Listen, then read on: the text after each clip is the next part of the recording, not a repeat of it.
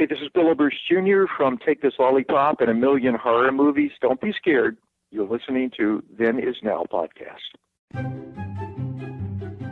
Warning, warning! Today's episode contains spoilers. So if you have not seen the movie or TV show that we are talking about, we highly recommend that you watch it first, then listen to this episode. Thank you. Rise and shine, my sinners. When Father Evil starts his day, he gets a little deadly. Deadly Grounds coffee has the richest, smoothest flavor you'll find anywhere. It's sinfully delicious. Once you go deadly, you never go back. Order yours at getdeadly.com. Coffee's so good, it's scary.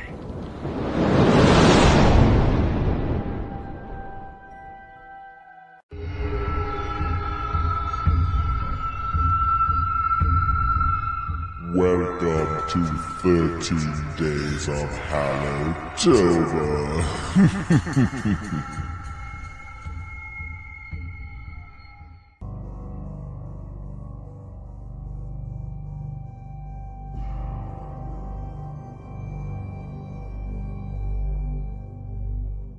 Hello and welcome to Then Is Now Podcast's yearly 13 Days of Hallowtober event. I am your host, Re-Gor. Today I am once again joined by Patsy the Angry Nerd and Ashes. Glad you could join me today, guys. How you doing?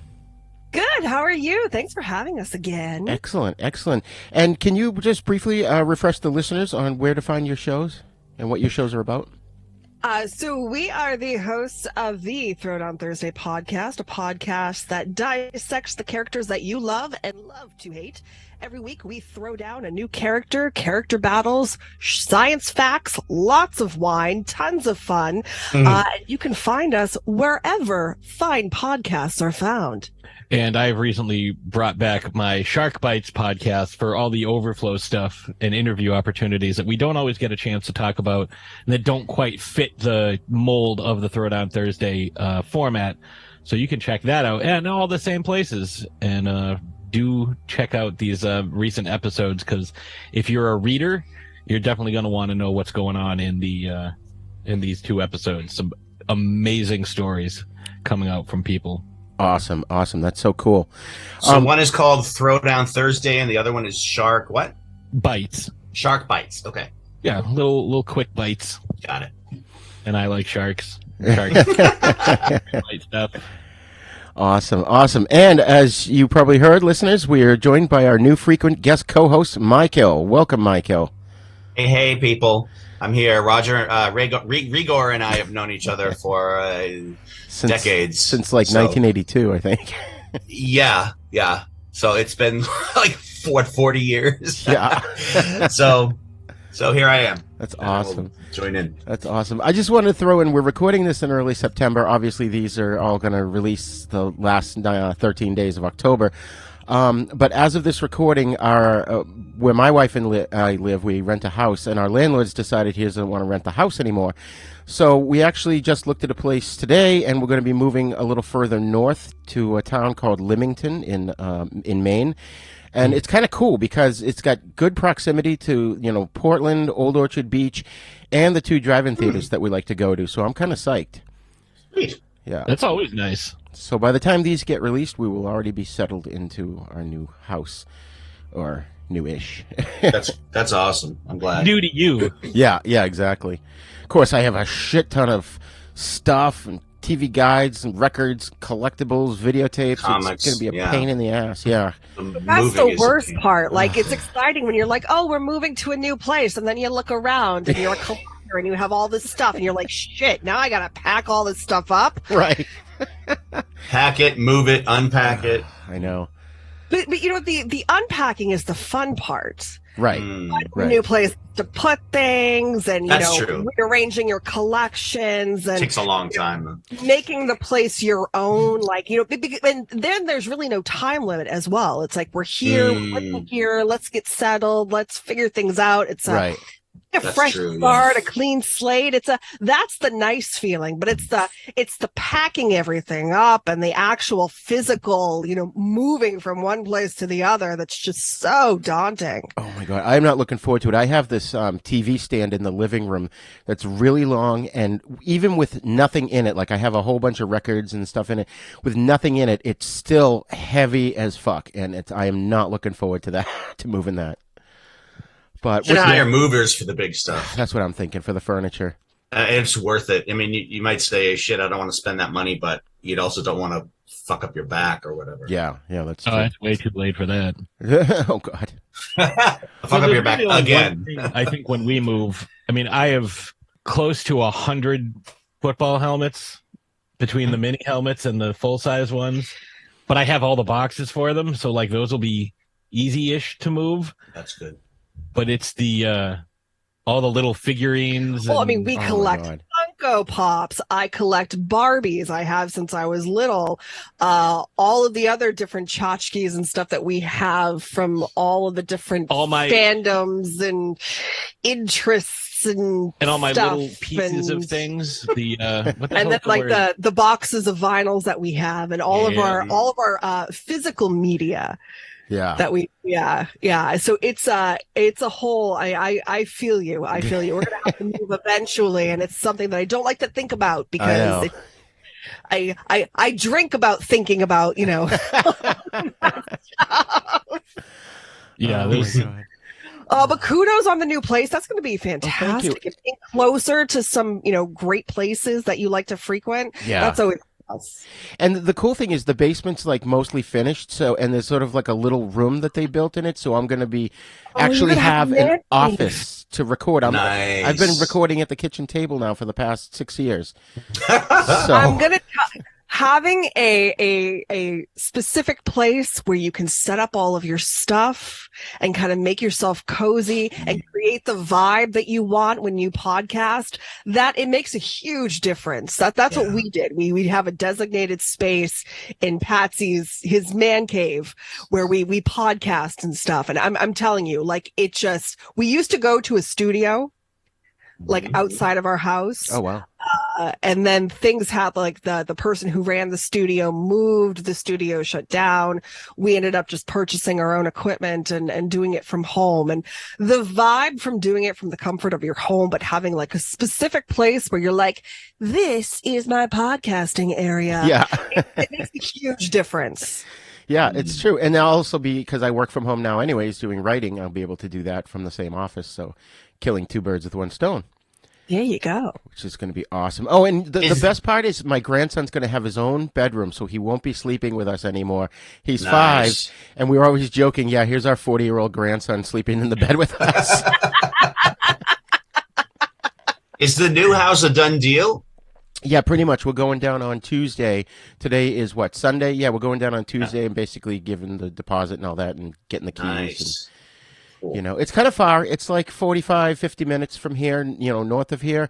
Yeah. Spency's probably not going to want to come because it's an extra hour to his trip to come visit with me, but who knows? He might. Yeah. He's going to the same college that Ashes went to. Yeah, it's Fitchburg State. Oh, is he going to Fitchburg State? Yeah. Go Falcons. I think he's 21, so he's in either second or sophomore or junior year. I forget now. I can never remember. Spencer is old enough to drink? Yeah. Jesus Christ. I saw him the day he was born. Jesus Christ. I know, huh? It's so crazy. So, all right, folks, we are continuing our yearly event, as I mentioned, called 13 Days of Hallowtober, and our theme this year is vampire movies. And today, we're going to discuss the film From Dusk Till Dawn from 1996. And as always, I'm going to give spoiler alerts because we are going to spoil the shit out of this movie. By the way, I know our intro went long. When we say we're going to be discussing the movie From Dusk Till Dawn, that's the name of the movie, not the length of the podcast. Right. Important distinction. Yes. An 8-hour podcast. Oh, good God. All right, folks. So sit back and prepare to listen to our discussion of a fun vampire picture. Class is in session. You be cool. Somewhere in the middle of nowhere. profile. You understand the meaning of the words low profile? Sure. Two of America's most dangerous criminals have taken hostages. What is this? It's called a punch. I'm going to ask you one question, and all I want is a yes or no answer. Do you want to live through this? Yes. Okay, Ramblers, let's get rambling. One night is all that stands between them and freedom. This is my kind of place. But it's going to be one hell of a night. We might be in trouble. We got a bunch of fucking vampires out there trying to get in here and suck our fucking blood. Now, their only chance is to fight back. Oh, yeah!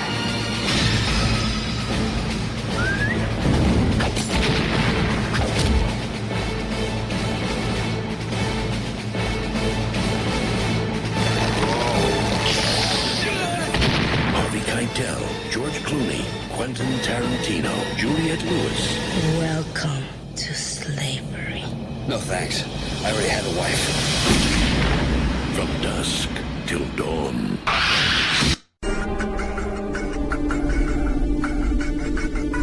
Fugitive bank robbers Seth and Richie Gecko hold up a liquor store, killing clerk Pete Bottoms and Texas Ranger Earl McGraw in a shootout.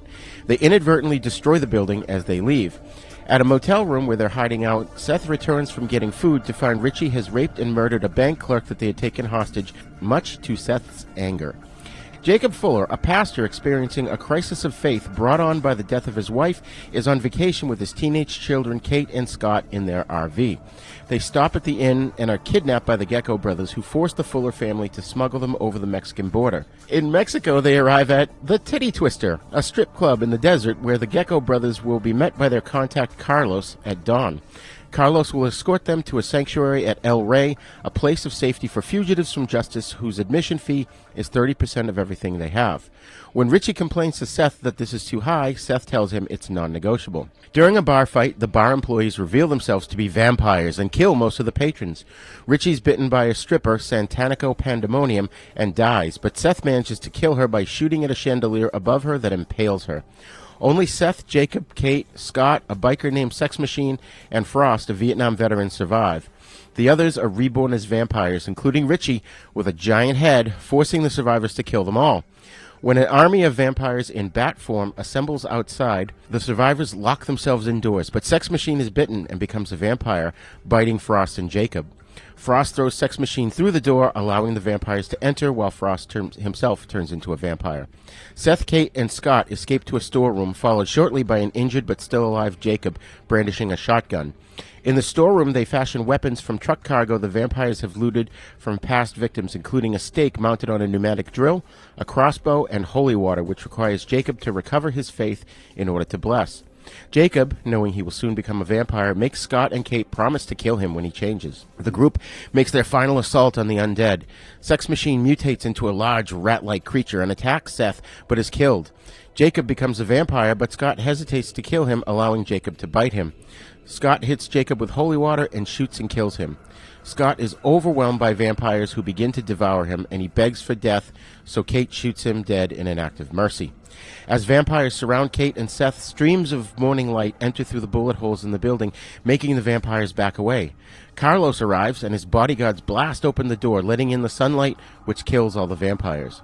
Seth chastises Carlos for his poor choice of a meeting place and negotiates a smaller tribute for his admission to El Rey. Kate asks Seth if she can join him to El Rey, if she can go with him to El Rey, but he refuses, apparently concerned for her safety, leaving her with some cash. Kate drives away in the RV, leaving the Titty Twister behind, which is revealed to be the top of an 8-level, partially buried Aztec temple. So, first impression, Pat, you and Ash has picked this movie. Why don't you go first? Well, I'll start because I saw this movie. For some reason, I kept thinking it came out in 1993, so this is a couple years after Natural Born Killers. So Juliette Lewis was already familiar with Tarantino at this point. Yeah. But I had seen this. A friend of my friend Justin and I, we were about 15. We rented this. It was 96. This came out in January. So we watched it over the summer. We had no idea what it was about. This is back in the day where you would go to the video store and just look at the box art and make your decision on that. Those were the days. And this was a hell of a choice because, like, we were both, obnoxious teenagers. I haven't changed all that much. But, when we were watching movies, we're making fun of everything. And, like, we had just seen Desperado, so we're like, oh, let's watch this one, too. And, I don't know, or that might have been reversed depending on when Desperado came out. But I think Desperado came out first. And both of us shut the fuck up when Salma Hayek came out, and we're watching this last night, and I was like, you know what? I honestly think, and I hope that this is the case, that when they rehearsed the scene, no one was around, and the first time everybody saw Salma Hayek doing this whole routine was when they filmed it for the movie. Yeah. Because you look at everybody's reactions and everybody, just how they respond to her coming out with the giant snake and the body from God. You can 100%, I don't know what sort of deal Tarantino and Rodriguez made for him to be the focal point of her attention, but I would imagine. I think he had a foot up on everybody else. Yeah. Oh. It was. There's some wild shit going on. I'm sure. Like, I just think about it like this, and I mentioned this to Ashes last night. I was like, think about this. If you're 26-year-old Salma Hayek, and you've got George Clooney at the height of his powers. You're gonna walk past him to try and seduce Quentin Tarantino? I mean, Clooney was pulling in ER money at that time. Yeah. And I mean, again, he's like what, 30 at this point? I don't know how something old like he is. that. Yeah. But Clooney Tarantino. I'm sure it was in the script before they realized who was going to be cast, possibly. There's no way. If it was, Tarantino's like, yeah, I'll play Richie. I don't care. I'll get shot in the hand. I'll be a weird, sex fiend. That's just my character. That's just what my character did. But, whatever. Yeah, maybe it's she true. sensed Why the would she evil. focus on him? She might have sensed his evil, that he was off. That's entirely possible. Maybe she wanted to, turn him. But, I will say, I know it was an attempt to be sexy, but I don't know, licking whiskey off your leg, doesn't really do anything for me. Right. Then she this is how this is how a mama bird would help her babies drink whiskey. A little weird. All right, but whatever. I mean, we all know his thing is the feet. Yeah. And, he definitely got his fetish, satiated. Right. Mm-hmm. So no, I like go the ahead. fact. Sorry, I was gonna say I also like the fact that Cheech Marin played 3 different roles in this movie. Yeah. That was awesome. So Ashes, you told us a little story about your first experience with this movie. Do you want to tell it here on the show? Sure. Yeah. So I guess I could kind of consider this a first time watch, because I have seen it before, but I watched it, speaking of college, back in my college days when I used to, so I'll just say I had a lot of fun. So I don't remember much of anything. Case in point, I didn't realize this was a vampire movie. So anyways, so Patsy was like, well, what do you remember? And I was like, well, obviously I remember Salma Hayek, because who couldn't remember that? Who would forget that? And Tom Savini, a sex machine with his little friend that you like to say hello to. Yeah. I have a signed picture of that.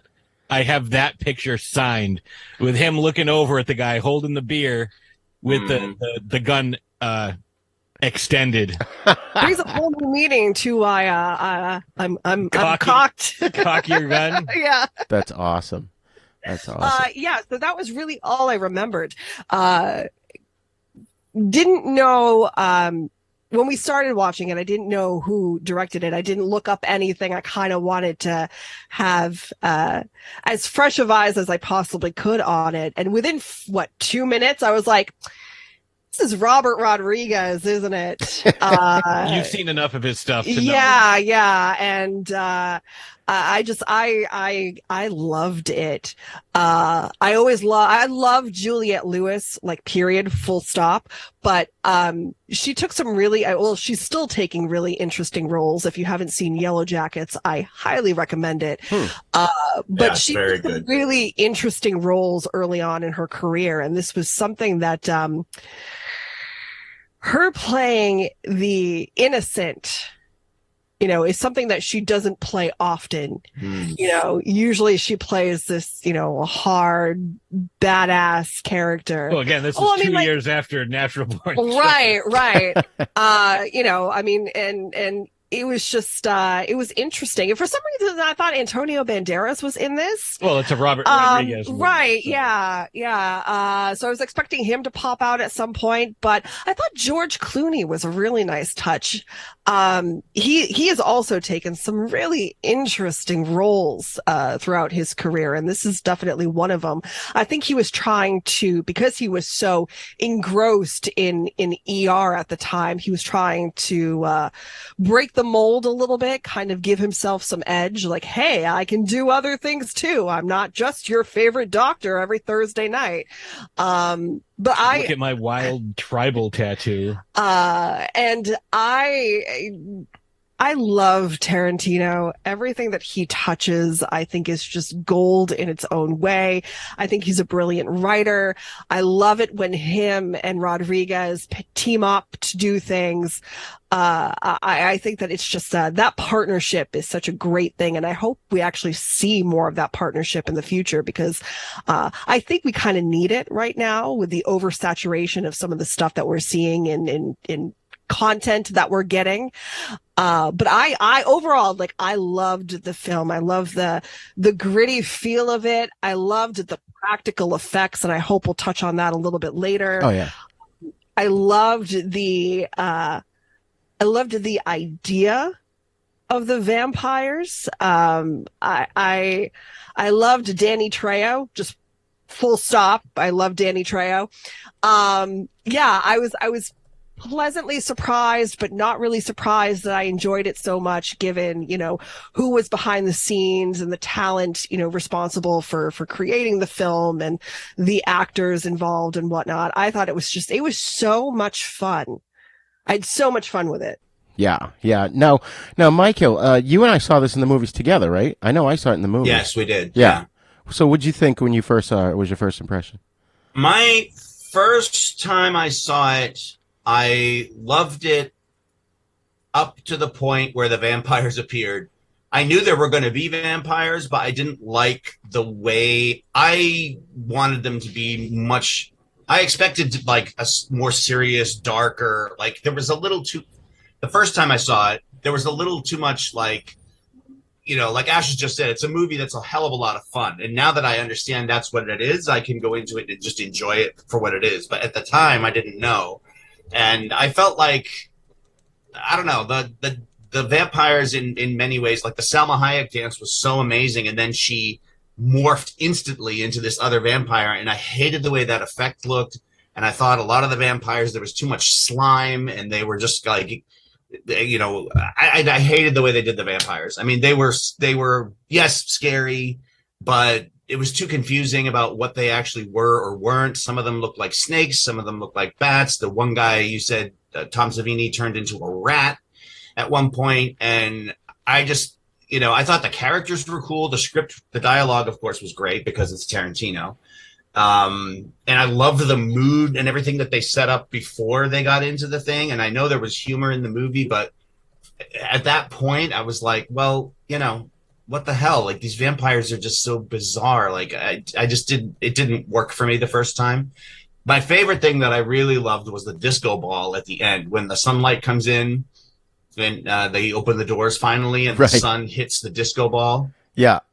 And that refracts the light in every direction, and all the vampires that are left get torched at the same time. That I thought was super clever. Yeah. Now when I watch it, I like it a lot more. But the first time through, I hated the I just thought the dinosaurs. I thought the vampires were a little too silly. I wanted them to be darker and nastier. Yeah, it's funny because like when I saw this with you, I don't recall. Did we know going in that it was going to turn into a horror movie halfway through? I don't think we did. You don't remember? I want to say that we felt like it was just going to be a thriller, like a Reservoir Dogs kind of thing, and then bam, all of a sudden it was horror. I can't remember because I'm sure we saw. I think we knew because of the title. I think we knew it was going to be vampires. Right? Maybe we just didn't know how they were going to go about it, or if it was going to be horror all the way through. Because the whole first half of the movie is a thriller, a crime thriller, and then the second half is pure horror action movie. I have to admit too, when I first saw it way back when, there was a handful of silly scenes that kind of lowered my opinion of the film at the time, because like when the vampire band is using a dead body as a guitar, that I remember hating that. And like you said, there were inconsistencies with the way the vampires looked. But now when I watched it, knowing full well what the movie's about and who was behind it and everything, I really enjoyed it a lot more this time around. I really actually loved it. And especially, I liked the dynamic between Seth and Richie as brothers. Like Seth would take care of him, put your mouth guard in, that kind of thing.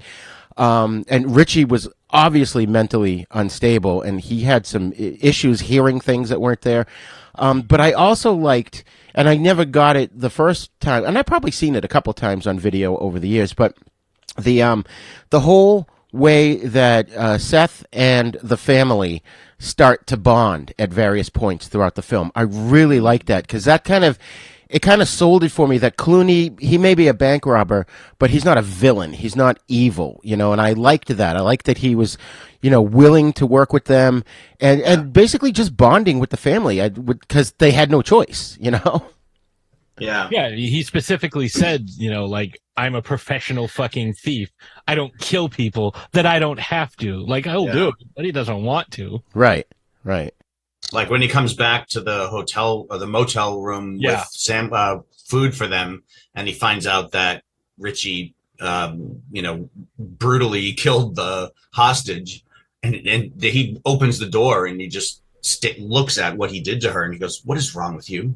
Yeah, and he like pins him against the wall, and he's like, "What the fuck is wrong with you? There was no need to shred this woman. Just what He was not really into killing unless he had to kill. Yeah, exactly. So, as was mentioned before, this film was directed by Robert Rodriguez. This guy's awesome. I remember following his career right from the beginning, because he let himself be medically experimented on for like a month, and he got $7,000 for doing that, and that's when he was able to make El Mariachi in '92. Really? Yeah. And I remember him telling about that in an interview, and that really put him on the map. I mean, it was just a little film, but I think it went to Sundance or something, and it really struck a chord with the critics. So from there, he got a deal. He did, the sequel Desperado. He did all 3 Spy Kids films: Planet Terror, Machete Kills, and in fact, there's a new one coming out. I think it's Machete in Space. And apparently, he did one of the. What's it called? The Grindhouse movies? Planet Terror. Planet Terror, yeah. Oh, I'm sorry. Yes. Apparently, him and Tarantino also worked on the Dusk Till Dawn TV series, which I didn't know. I would have watched it if I had known. I was just watching the first season of it the other day. I'm sorry, I just talked over. Go ahead. No, I was going to say there's also 2 sequels as well, which I didn't realize there were 2. I knew there was one with Robert Patrick, who was the T-1000. Yeah. He was the pastor. Oh, wow. Oh, interesting.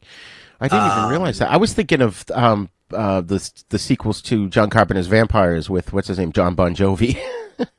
Oh. Yeah, no, the TV series, actually, I watched some of the TV series a while back, and then because I knew we were going to be talking about this today, I watched like the first 5 or 6 episodes the other day. And it's interesting because, Rodriguez directed at least the whole first season of that show. I don't know how long it lasted or if it's still on. And they really, on the show, they went with the serpent theme for all the vampires. Like that's the main, when the vampires bite, their teeth are like snake teeth. Huh. And what else? And they had some other like magical powers. And in the show, the woman's, I don't know if it's the same woman, but she looks kind of Salma Hayek-ish. She's talking to Richie in his head for a lot. So I don't know if that was, but they did a really good, they sort of retold part of what happened in the movie as a way to get things rolling into the plot of the series. And Don Johnson is the ranger in the first scene. Oh, wow. Yeah. Oh, that's cool. He's the guy that goes into the liquor store and gets shot. Yeah. Oh, that's cool. And one other thing I'd forgotten was that Rodriguez directed several episodes of the Book of Boba Fett, which was that's really right. good. That's right. He was in it. Yeah. He was in it? Yeah, he played he was the voice of the mayor or whatever. Like he was one of the crime syndicate. It was very brief. But yeah, he was in it. Oh, okay. And then, of course, we've got Quentin Tarantino, who not only was a character in this movie, but he wrote it. He's a well-known writer, director, producer, actor. He, of course, did Reservoir Dogs, Pulp Fiction, Once Upon a Time in Hollywood, Hateful Eight, Death Proof, Inglourious Bastards. So many good movies, Django Unchained. And one thing I learned recently, my co-host on our new show, the Cult Movie Lounge, turned me on to his podcast. Tarantino and his writing partner Roger Avery do a podcast now, and I guess they used to work at the same video store together back in the day. And when the place closed, Tarantino bought it and has all the videotapes now, all the VHS tapes, and so they'll watch like 2 or 3 movies on VHS and talk about them on his show. And I gotta say, I've never really heard him talk in depth, but he's fascinating. His knowledge is incredible of movies, and it's just fun to listen to. Yeah, he's always said that if he didn't go into filmmaking, he would have been a criminal. Because like all his movies are like heist movies. Yeah. Like everything is like a heist, a whodunit, like what's going on, like. Plus, he wrote Natural Born Killers. Yeah. And didn't he write True Romance? True Romance. That's what I'm trying to remember that. And I love that movie. If you watch that, the scene between Dennis Hopper and Christopher Walken, that's 1,000,000% a Tarantino script. Yeah. I get to see that one again. It's been a while. What I like about the From Dusk Till Dawn TV series is I noticed that Rodriguez directed the first several episodes and maybe the whole first season. I didn't notice Tarantino's name in the writing, but it's very respectful toward that style because there's a lot of like conversations that are reminiscent of the types of things that Tarantino would write and like references to movies. Oh, and nice. like they're just worked in there, and like it's kind of cool that they would keep that, Yeah, that's awesome. So moving into our cast here, we've got my notes just disappeared on me. Oh, there we go. Of course, Harvey Keitel as Jacob Fuller, who was in Reservoir Dogs, Pulp Fiction, the American remake of the TV show, the British show Life on Mars, which was not as good as the original. I remember him playing Judas in The Last Temptation of Christ, and my buddy and I would always laugh that he had a fright wig on in that movie. He was also in films like Mean Streets and Taxi Drivers, just so many others, and I really liked him in this. I thought he was great in the part.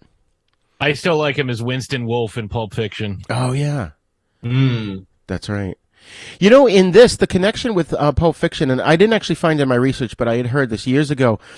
Tarantino wrote From Dusk Till Dawn before he wrote Pulp Fiction, and then Pulp Fiction, got fast-tracked and made into a movie before this one, so he scavenged some stuff from other scripts, and one thing he took that was supposed to be in this script was the whole biblical speech that Jules says, I will strike down upon thee with great vengeance. 25:17. Yeah. He was, that was supposed to be Jacob's line in this movie when he's going after the vampires, but Tarantino had already taken that and used it in Pulp Fiction, so they didn't do that and they did something different. That would have been better in this movie. And they did in Captain America: Civil War when Nick Fury's grave. Right. It says Ezekiel 25:17, the path of the righteous man. Yes. Oh, that's right. Oh, too funny.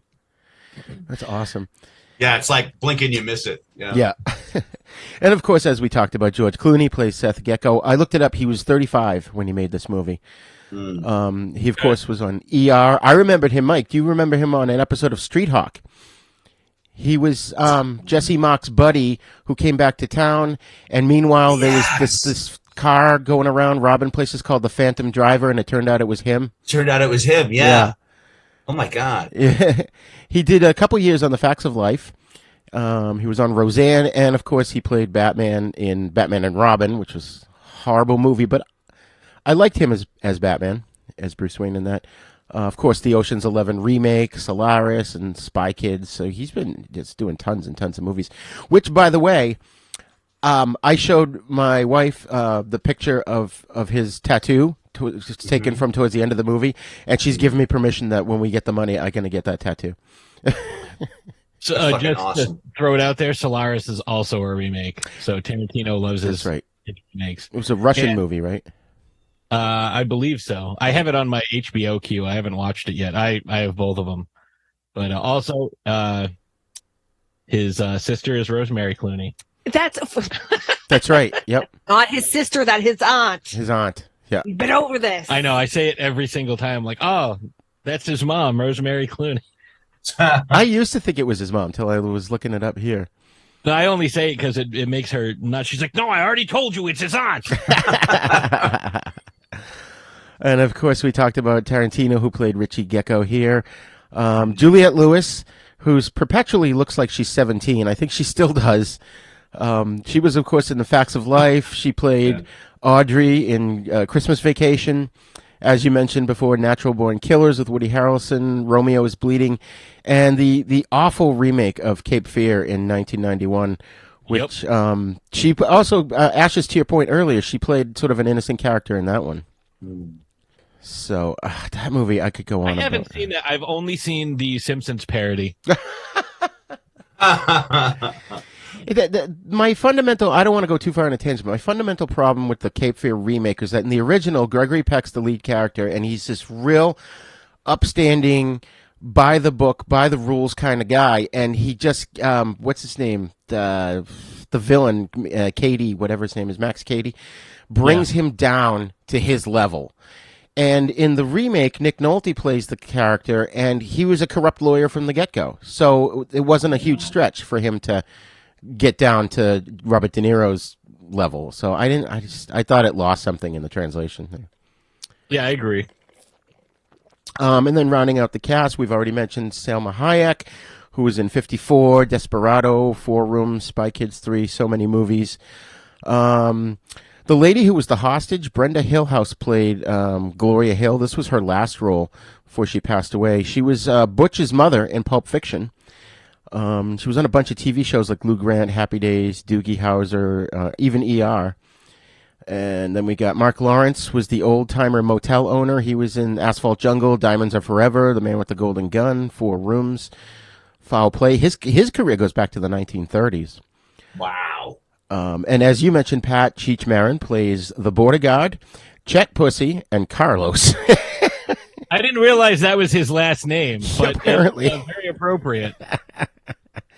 We got black pussy, white pussy, brown pussy, yellow pussy, purple pussy, whatever you like. Come on, we got it. Oh, man, we could do a show. That was funny. That guy, he's so good. He's so good in everything he does. I always wondered why Seth Gecko, hits him and knocks him down. I mean, he says, hold on, when they're about to walk in. He puts his hand on him. Yeah, I guess. But it just seemed sort of out of the blue. Like, there was no, moment of, get your hand off me already. He just immediately smashed him and went down. But yeah, he broke his hand. He was like, step aside, asshole. Yeah. And then Richie kicks him in the ribs a few times. My parents took me to see all those Cheech and Chong movies when I was a kid. It was so in my adult years, I'm wondering, geez, were they closet pot smokers back then?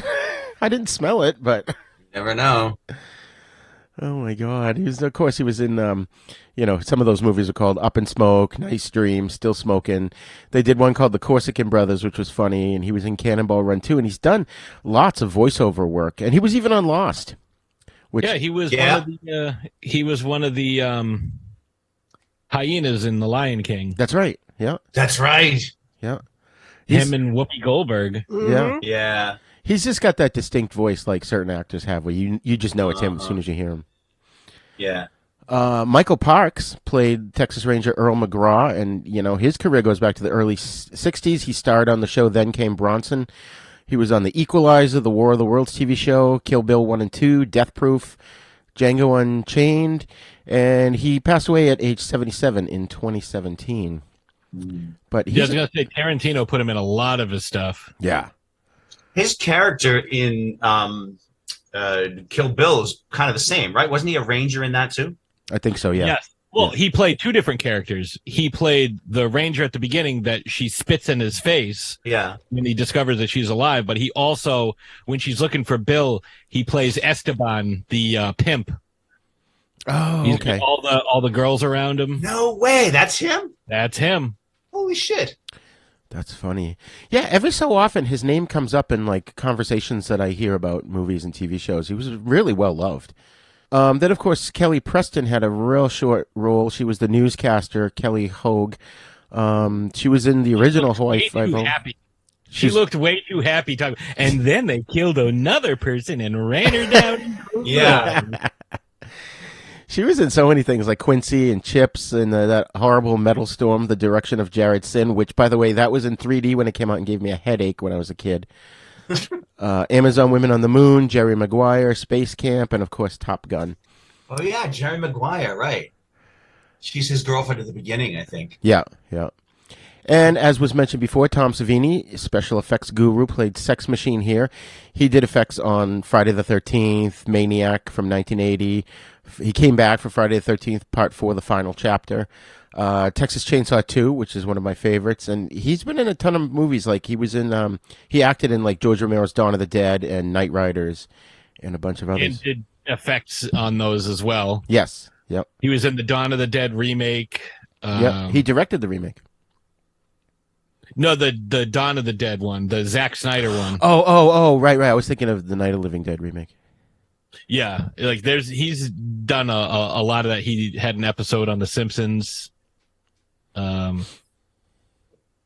Yeah. It was funny. My grandson happened to come into the room when he was on the screen, and he looks at him. He goes, "I've seen that guy before." And he runs over to my little area where I have my desk and stuff, and I have a picture, like you said, Pat. I have an autographed picture of him on the wall, and he's like, "That's where I saw that guy before."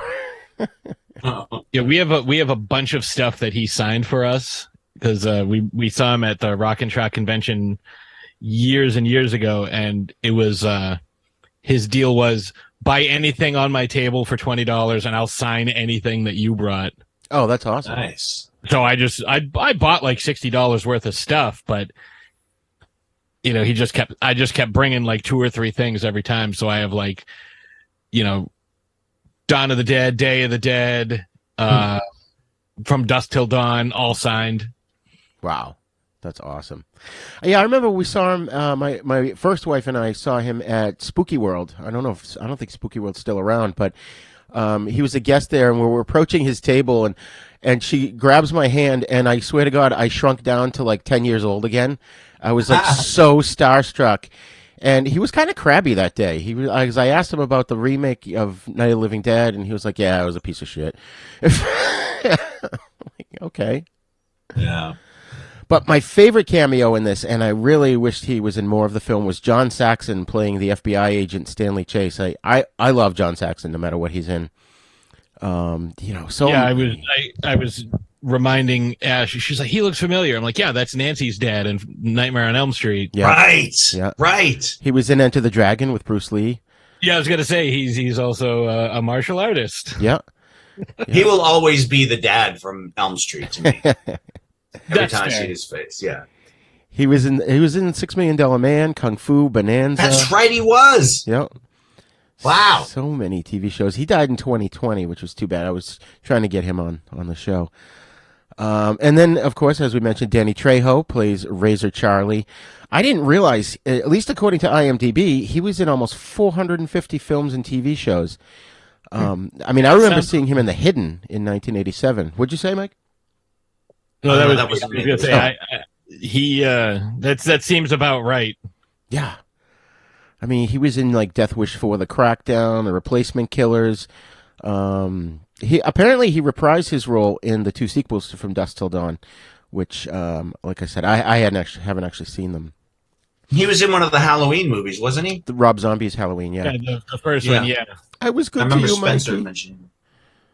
Yeah, he bashed his head in with the TV. Yeah. And of course the Machete films. I love Machete. I love how that started out as just a phony trailer in between the 2 films in Grindhouse, and it was so popular they made it into a movie. Oh yeah, those were my favorite things. Like one of those ended up like the Rob Zombie one. He made a song about it on Hellbilly Deluxe 2, I believe it was. Werewolf Women of the SS. Oh yeah. That's starring Nicolas Cage as Fu Manchu. Yeah. All of those I would love to see made into movies. Don't. There's the house. Don't go in there. Don't. And of course, blaxploitation star Fred Williamson plays Frost. You know, he's another guy we could do a whole freaking show on. So many blaxploitation films and just amazing TV shows, including the original Star Trek series, as well as he was in the first the original MASH movie. And the original Inglourious Bastards. He was on The Equalizer and just so many things. Fred the Hammer Williamson. Yeah, he was. I was showing Ash some of his IMDb stuff, and I'm like, yeah, half of these I can't say out loud. But he was great.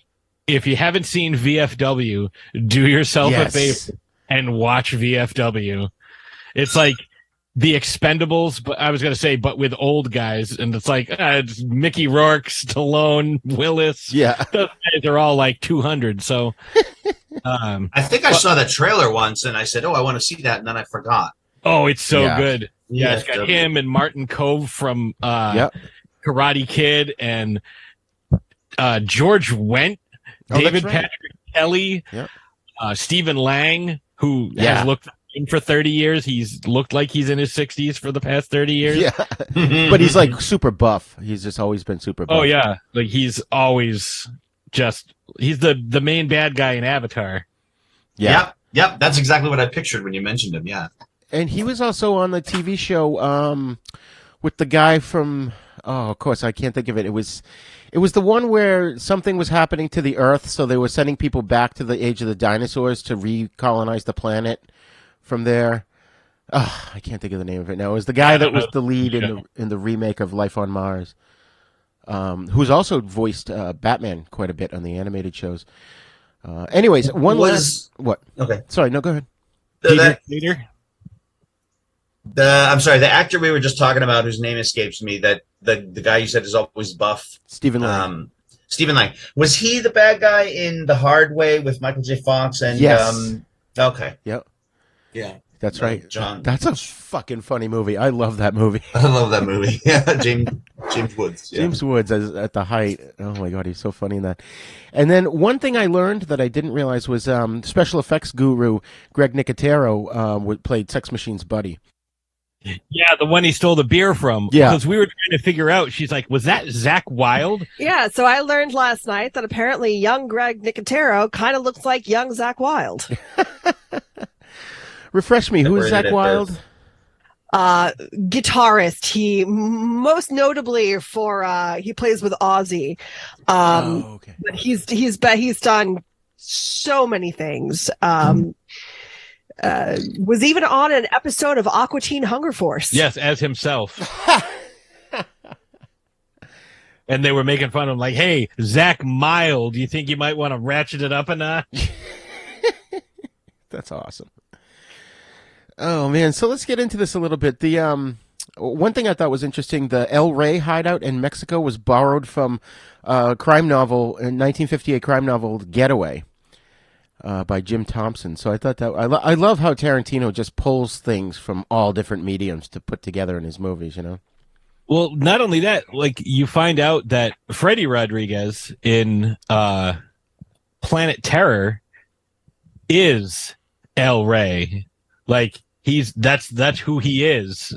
Like he is, because that's what Michael Biehn says to him at the end. He's like, if I had known that you were El Rey, I would have never given you such a hard time. He's like, that's all right, soldier. Like, it's like, what? Like, what? What's going on? That's funny. Oh, wow. I love stuff like that. Oh, my God. You know, and Earl McGraw was in a recurring character in a lot of Rodriguez and Tarantino's works. And we mentioned him earlier. I'm trying to remember now who he played the sheriff, right? Yeah. Oh, Earl McGraw is the character. Michael Parks, yeah. Yeah, the same, yeah. Yeah. But yeah, we talked about how, you know, when Seth comes back from the Big Kahuna Burgers, which, by the way, actually the hotel is called Big Kahuna Burgers. Those were in Pulp Fiction and mentioned in Death Proof. Yes, along with the Red Apple cigarettes. Even in Hateful Eight, they're in that, but they're in Spanish, like Manzanos Rojas. That's awesome. Oh my God. And if you've seen Once Upon a Time in Hollywood, you're like, man, there's been no, we went inside. Yeah, we're like, wait a minute, where are the cigarettes? And then at the end, like they play the mid-credit commercial, scene. and you're like, oh, there they are. Like, no sooner did I say it than, like, there it is. That's hilarious. And I guess Seth Gecko uses a line from Reservoir Dogs where he says, all right, Ramblers, let's get rambling.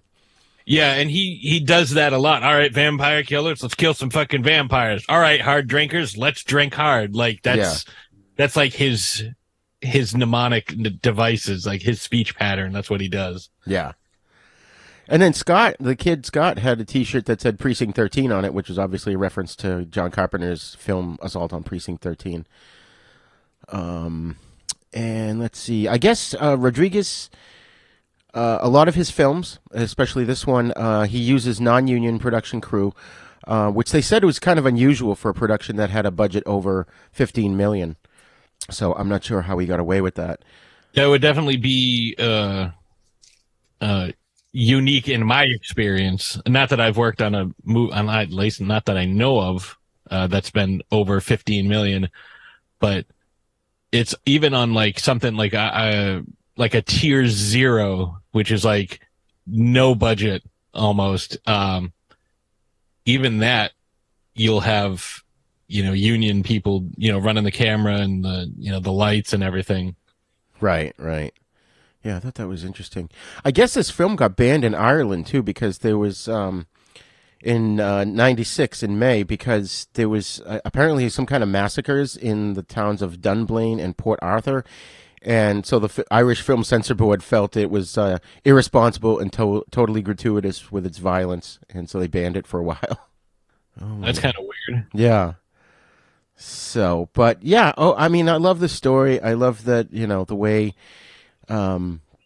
they set it up so well with Clooney and Richie, or Seth and Richie, I should say. Basically, they lose their hostage, so they find the family.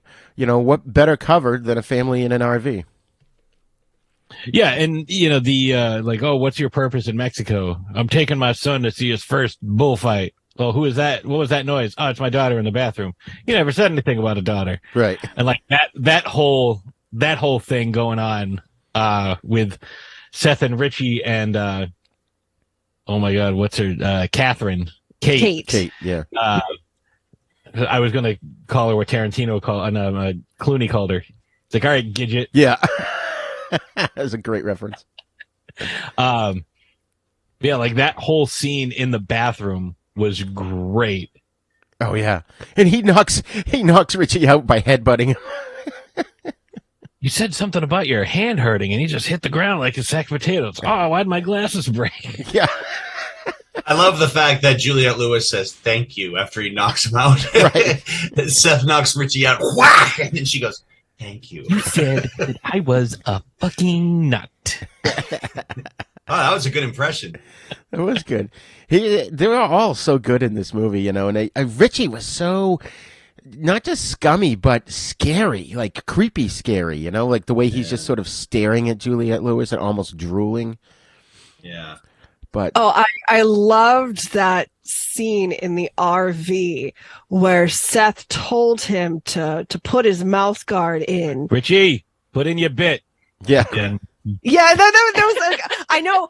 Cheech Marin has probably one of the greatest speeches in this film, but for some reason, the way Tarantino delivers that line, "They grind my teeth." I could not stop giggling at that. I thought that was brilliant. The best line in this, because he's sitting there and he's trying to be so cool, and like they're looking at him like, he's trying to impress Kate. Yeah.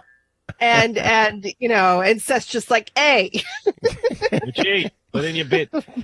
And I love that too, because that shows how Richie kind of looks out for his little brother. He knows he's quote unquote special. Yeah. Seth looks out for Richie. Yeah, that's what I meant. Seth looks out for Richie. Yeah, the whole the best line though, like obviously Cheech's pussy speech is up there, but the best line is like, psychos? Is that what they look like to you? They look like psychos? Psychos do not explode when sunlight hits them. I don't give a fuck how crazy they are. Yeah. Oh my God. I wanted to say, I don't know if we're going in any kind of order here, but the scene where in the bar where Richie turns into a vampire, like, and then Seth is trying to like get up the gumption to kill him. We see Richie with his full distorted face, and he's full, like you said, he has a giant head, and he just looks like 100% nasty vampire, just like everybody else. And then there's a quick clip with Seth looking at him where he looks more like Richie, but with his eyes, different eyes and fangs, and he's clearly mentally not Richie anymore, but he doesn't look all morphed out into the nasty, monstrous vampire. And I don't know why they did that, but it's kind of cool. It's almost like Seth was trying as hard as he could to see his brother in this monster. And then he realized, well, he's gone. He's just gone. And then when he goes to stab him, he looks like a normal. So I think on the outside to everybody else at that moment, Richie looked like monstrous vampire, but in Seth's eyes, right before he killed him, he saw some kind of an amalgam of Richie and Vampire Richie or something. It was weird. That makes sense. I hadn't considered that. I was wondering why they chose to do that. Yeah, it was until Richie like does the little like, come on gesture. Yeah. That's when he's like, yep, that's not my brother anymore. I love when all hell breaks loose and Selma Hayek goes, "Welcome to slavery," and Clooney goes, "No thanks, I already had a wife." You know the story behind that line? No. It was an outtake. They were never going to use it, but Miramax somehow put it together in the trailer so that Robert Rodriguez was like, well, shit, now I have to use it in the movie. That's awesome. And I remember seeing that trailer and thinking, that's funny. His marriage is like slavery. I'm 15. Well, it can be. It depends on who you're with. Right. Was for me. Oh my God. That whole scene where just all hell broke loose, I thought it was very well shot. A lot of great camera work. As we mentioned, Seth had to kill Richie. And then he goes at the end, aside from that unfortunate business, everything is hunky-dory. Yeah. I just killed my brother who turned into a vampire, even though I don't believe in vampires. Yeah. And one thing I liked about this movie, too, was that at first, when they realize they're fighting vampires, they start to go through, all right, how do we kill these things? But then I think it was Clooney's character that sort of alters it and says, all right, so what do we know about these vampires? They know they're superhuman and their bodies were super soft, which I was so glad, even when I first saw this, that they explained that because it made so much more sense.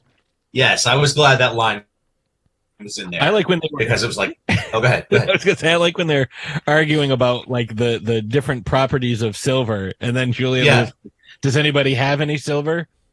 Okay, who cares? Okay. So who cares? Yeah. That was a really good.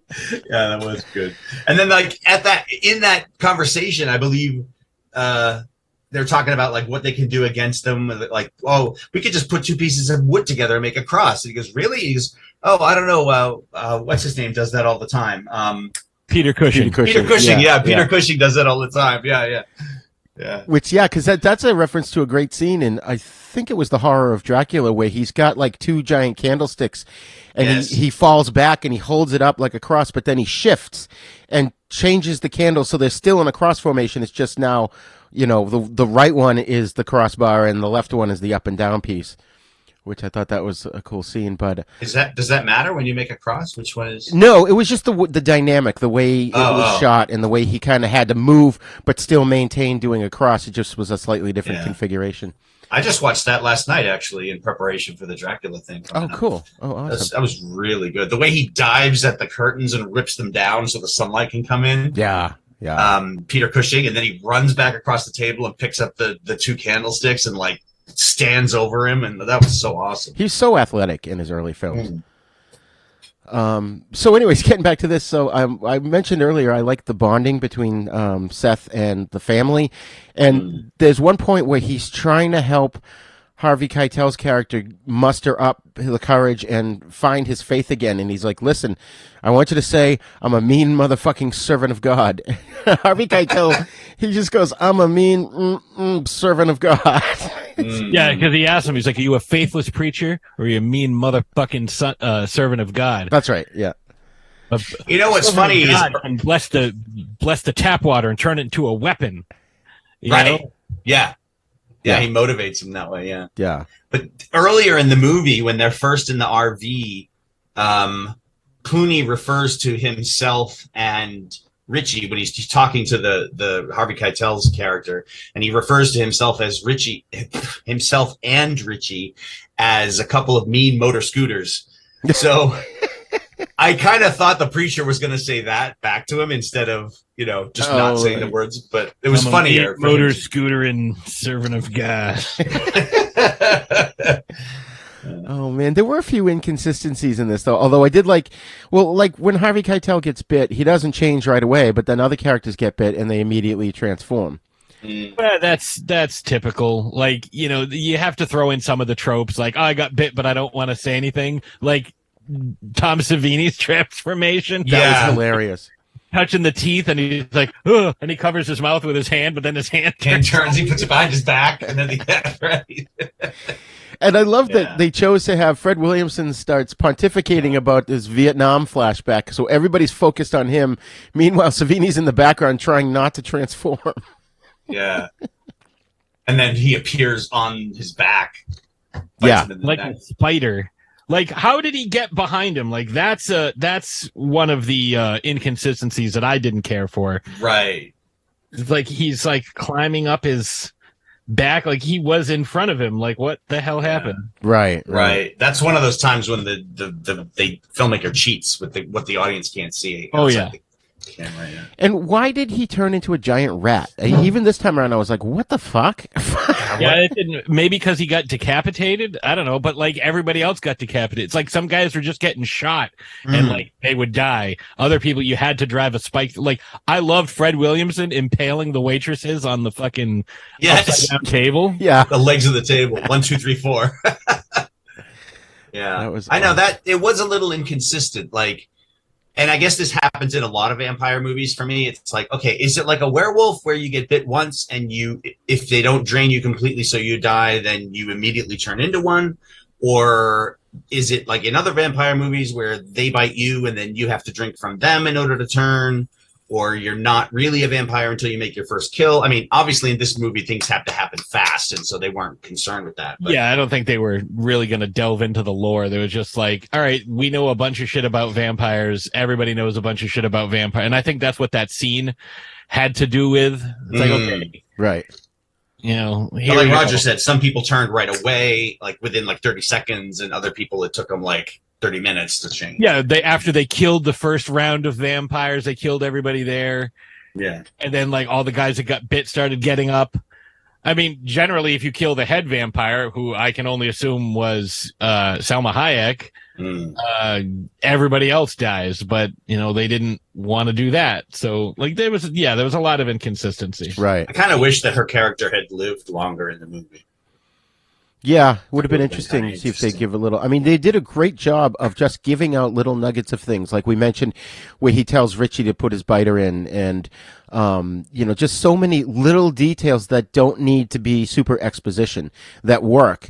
Like when they're in the closet or whatever, they're in like a back room, and they find all the shit that had been taken from trucks of the truck drivers they killed, and then of course dumped the trucks in the back of the building.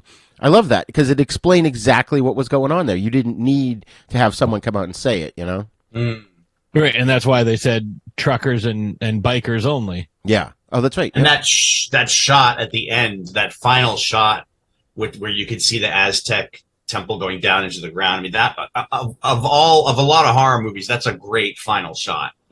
Yeah. Just see that at the end, and you go, oh, and oh shit. You just don't expect it. And I love the set. I love the outside of the titty twister, and I love the inside too. I think they did a great job with the sets.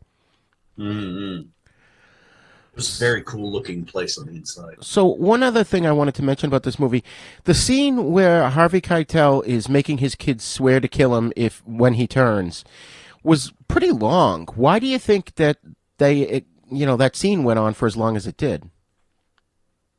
Padding the runtime. Yeah, probably. I mean, this movie's barely over an hour and a half. Yeah. Because, I mean, it wasn't that pivotal. It really just, all right, swear to kill me when I turn, I mean, maybe they thought at this point, from the introduction of these characters, that people cared about these characters. So they're just trying to establish that even more, like to make the audience really invested in, the ins and outs of what's happening with these characters, because obviously we're invested in the two brothers. We were introduced to them first thing. Yeah. But, because we were introduced to this family, about halfway through or so, I think it was just a way to kind of be like, we want you to care about these characters, because they're mostly all going to die. Yeah. Yeah. And I think killing off Tarantino and like all these main stars, Salma Hayek, Tarantino, having Harvey Keitel get bitten, you're like, okay, who's gonna make it through now? There's only the four of them left, and we know that what's his name's gonna be killed at some point. So what are we gonna be doing here? Right. I actually have another thought about this that it just came to me when you asked that question, Raj. And I think when Richie turns into a vampire and Seth hesitates to kill him, I think it's the preacher who's the first one that says, "That's not your brother anymore."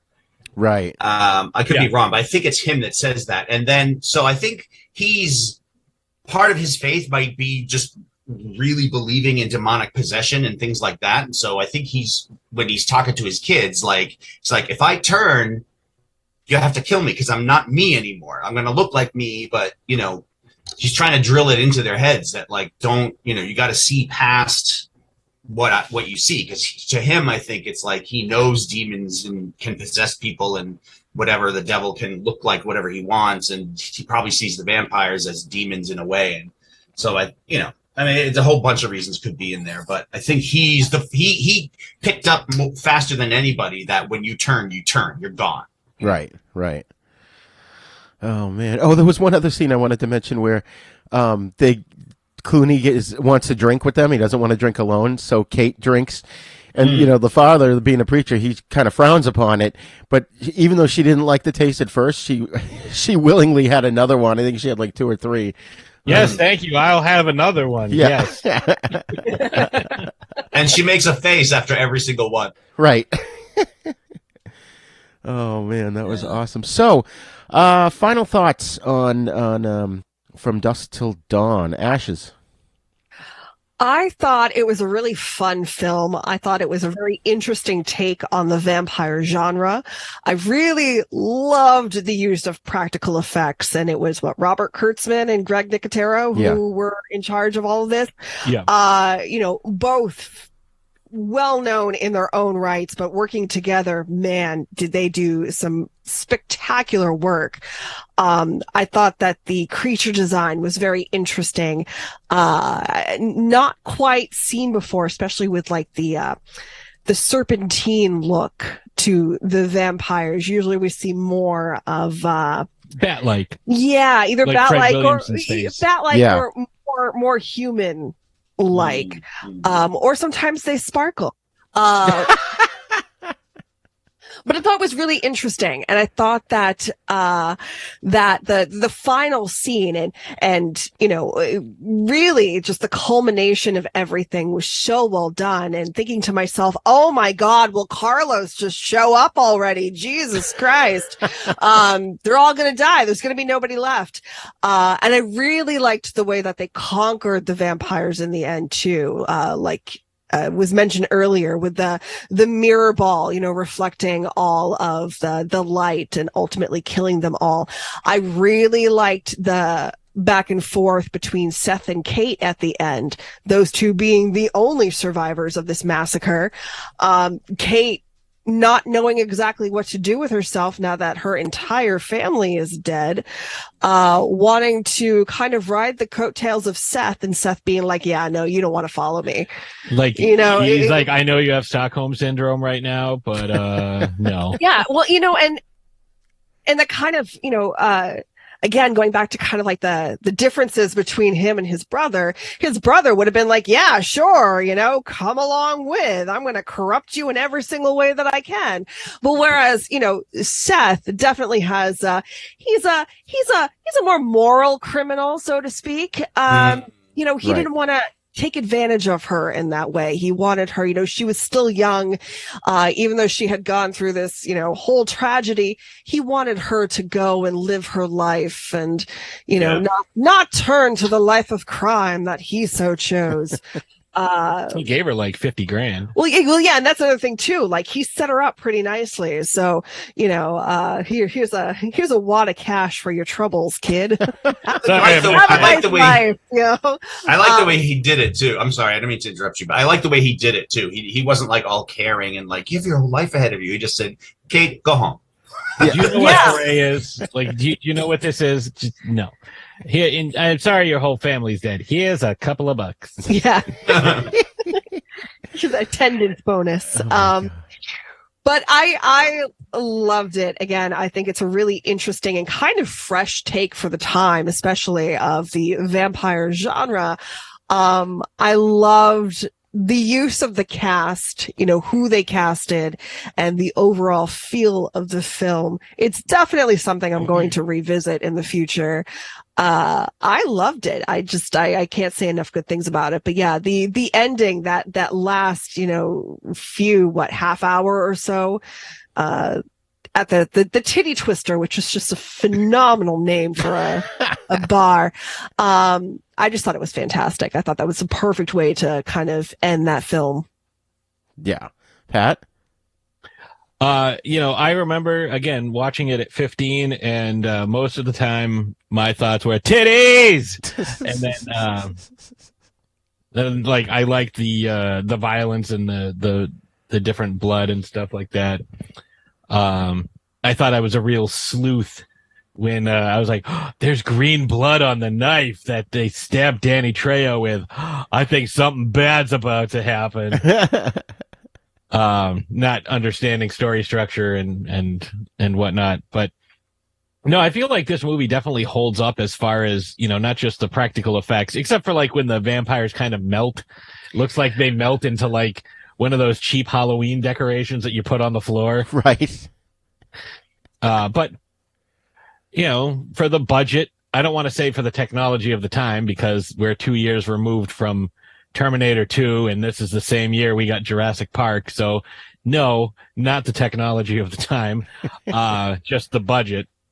I loved all the practical effects, the makeup effects of not just, what the vampires looked like, but also the different wounds, the body parts everywhere, like you mentioned earlier, the Guitar Hero person. Like, I thought they were all awesome. And like, again, it's a fun movie. I would say there's great lines. There's an overall campy aspect to it that I just love so much. Yeah. Like it's like if Batman 66 was a vampire movie, like that's kind of what this would be. Like it's a lot of fun, and You know, it's definitely one that you should watch over and over again. Maybe not like, oh, I watched it 25 times this year. It's like once or twice a year is good. Right. Michael?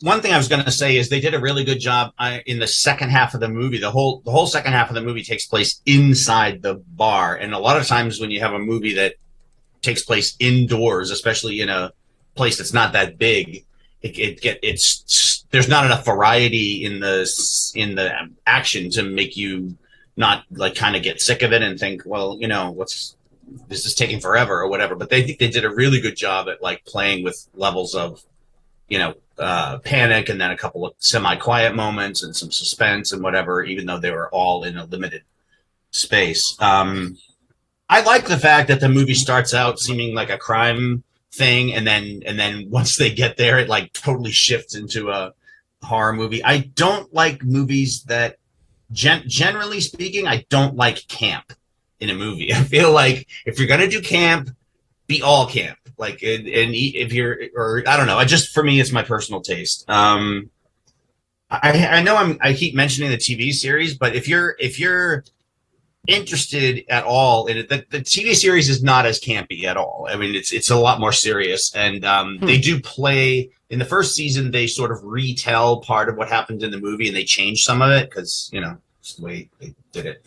And but I think it has at least 2 seasons, and it's kind of interesting. They talk more about the mythology of the snakes, the snake gods or whatever that they worship, and everything is like snake oriented. You know, it's not divided between like the bat-like ones and the rat-like ones and whatever. So if you have any interest in checking that out, like you said, the Rodriguez does direct a lot of the episodes of the series. It's a pretty good series, actually. What streaming service is it on? Netflix, I think. Oh, okay, cool. And I have to say, somebody was, I forget, I think it was maybe Ashes who was talking about how George Clooney's character kind of bonds a little bit with the family. And I like that. Like this time around when I watched it, I really felt like, in a way, it's George Clooney's movie. Or I shouldn't say that, but it's Seth's. Seth is like out of prison and he's trying to sort of get his life back together, and he protective of his brother, but his brother is really far gone and he's just trying to hold everything together. And so he like vacillates back and forth between being like this threatening guy and this caring guy. And then when they get into the situation, he doesn't believe in vampires, but he adjusts really quickly to it. And then once they get through, and then, yeah, there's moments in it where like the family sees him as the sane one, the somewhat reasonable one, who has a little bit of a conscience. And so I like that kind of how he interacts with all the other characters. And then at the end, the fact that he tells her to just go away, you know, like, right. I was, you know, you would sort of, my initial expectation at the end was, oh, they're going to drive off together. But the fact that he was like, yeah, no, get out of here. Like, he says something like, I'm a bastard, but I'm not a fucking bastard or something. Yeah. Oh, that's a dog. Yeah. Hold on one second. Surprise. All right. So I'm sorry, Michael. Ooh, okay. Sorry. I was about to finish up. That he tells her to go away. He says, go home, Kate. And then he says something like, I'm a bastard, but I'm not a fucking bastard. You know, like, yeah. I'm a bad person, but I'm not going to drag you into my lifestyle, you know? And I don't know. I like that aspect of it more than anything else. And I still love the disco ball, but it's not one of my favorites, but it's cool. Talking about the series, it is on Netflix. It's got 30 episodes. Oh, wow. And the young lady who plays Santanico Pandemonium is Aiza Gonzalez, who is also in Baby Driver. Oh, that's right. She was in Fast and Furious, Hobbs and Shaw. I Care a Lot, Godzilla versus Kong. She was the bad lady in that. Oh, wow. So she's done well. She was 6 when this original movie came out. So. Oh, that's Yeah, she hilarious. does really well in it, and she doesn't die, right away. She's in the series. She's like an ongoing character. Oh, that's cool. Yeah, I'm gonna have to check that out. I love this movie more this time around. Like I said, when I first saw it, I felt like the silly or even campy scenes kind of took away from it. But now I was able to just sort of overlook them, and I really enjoyed it. I did, like I said too, I picked up a lot about the characters and their relationships, and I liked the fact that the first half is a crime thriller and the second half is a horror movie. I felt that worked very well, and it's a nice surprise, and you guys were talking about the vampires having green blood, and it just occurred to me, I have a feeling that because the beginning is so harsh and violent, especially when Richie, what he does to that woman, even though we don't see it, I think that's part of the reason why they maybe decided to make the vampires have green blood instead of red, because otherwise it could have gotten heavily censored and cut. And they didn't have any more blood and any more fake blood. Right. That's a good point, actually. All up. One scene, though, when they were shooting the holes in the walls to let the sunlight in, didn't that remind you of Fright Night? Yes. Yeah. Yes. I recommend this movie. I think people should check it out. I think if you're going to recommend this movie to someone, don't tell them it's a vampire movie. Let them walk into it not knowing that it's going to change halfway through, because I think that's like a fun surprise for viewers. So, all right. Well, thanks for joining me, guys. Ashes and Pat, can you once again tell the listeners where they can find you online? Yeah, you can find us throwdownthursdaypodcast.com for articles, and our latest episodes always populate there. You can also find us Spotify, Google Play, iTunes. You can find us on Facebook. We have the Throwdown Thursday group where, sometimes we will invite you to participate in our Getting Into Character question. I was going to reveal what this week's was, but I don't know when this episode's going to air. So, you could have joined in 6 weeks ago, but that's not going to be too helpful for you. But yeah, we are everywhere podcasts can be found. You can also reach out to if you have a character you'd like us to cover, throwdownthursdaypodcast@gmail.com. And that's pretty much where you can find us. Awesome. And Michael, once again, thank you so much for joining me on the show. It's so awesome having you on. No problem. I'm enjoying this stuff. Excellent.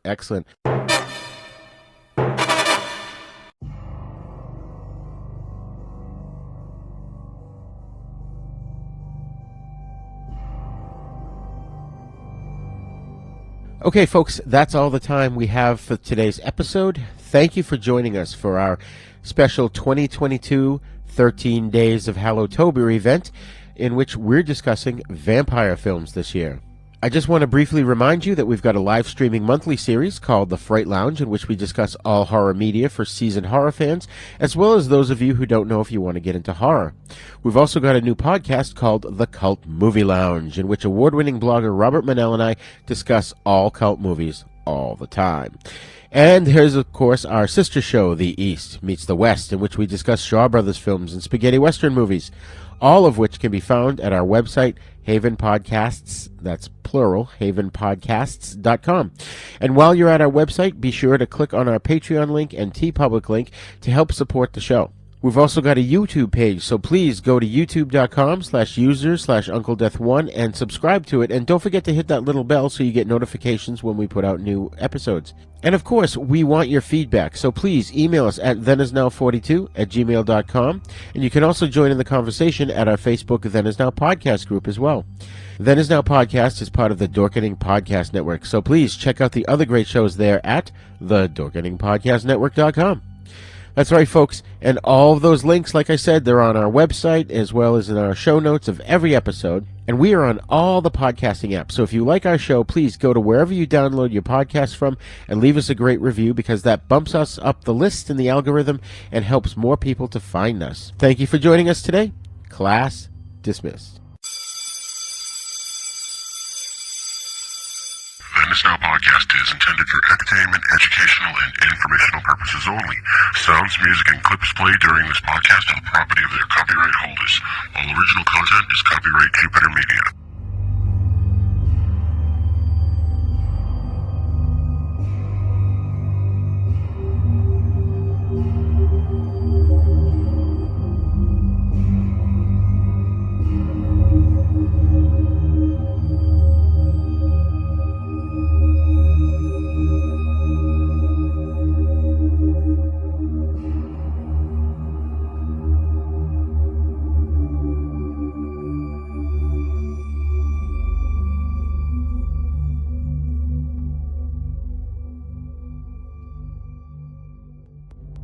For more shows like the one you just heard, check out the Dorkening Podcast Network at thedorkening.com. Forced the Fuller family to smuggle them over the Mexican border. Excuse me. In Mexico, In Mexico,